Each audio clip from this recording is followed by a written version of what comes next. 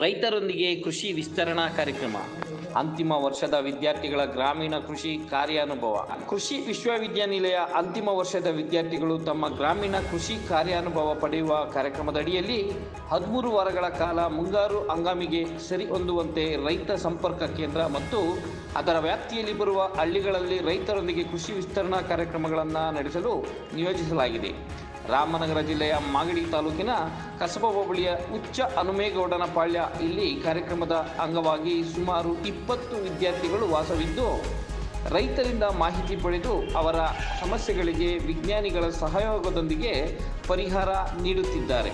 ಈಗಾಗಲೇ 2 ವಾರದ ಸಮಯದಲ್ಲಿ ರೈತರ ಮಾಹಿತಿ ಸಂಗ್ರಹಣೆ, ಗ್ರಾಮೀಣ ಸಹಭಾಗಿತ್ವ ಮೌಲ್ಯಮಾಪನ, ಸಾಮಾನ್ಯ ಸಭೆ, ಪಾರ್ಥೇನಿಯಂ ಜಾಗೃತಿ ಕಾರ್ಯಕ್ರಮ, ಮಣ್ಣು ಮಾದರಿ ತೆಗೆಯುವ ವಿಧಾನ ಮತ್ತು ಅದರ ಮಹತ್ವ, ರೈತರ ಕ್ಷೇತ್ರ ಭೇಟಿ ಮೊದಲಾದ ಕಾರ್ಯಕ್ರಮಗಳನ್ನು ಕೈಗೊಳ್ಳಲಾಗಿದೆ. ಕೃಷಿ ವಿಶ್ವವಿದ್ಯಾಲಯದ ವಿಜ್ಞಾನಿಗಳ ಸಮ್ಮುಖದಲ್ಲಿ ಜೇನು ಕೃಷಿಯ ಕುರಿತು ವಿದ್ಯಾರ್ಥಿಗಳಿಗೆ ವಿವರಣೆ ನೀಡಲಾಯಿತು.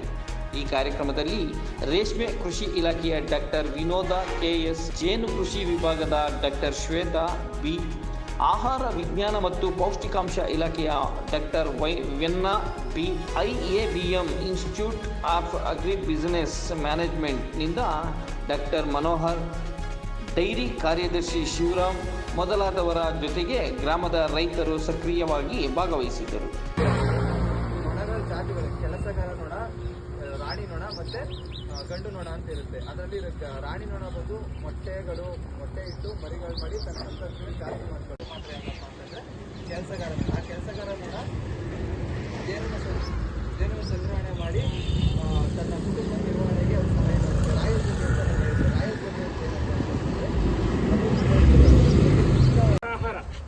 ಆಹಾರ ಉತ್ಪಾದನೆ ಆಗೋದು ನಮ್ಗೆ ಜೇನಿಂದ ಏನು ಉಪಯೋಗ ಅಂತ ನಮ್ಗೆ ಅನ್ಸ್ಬೋದು.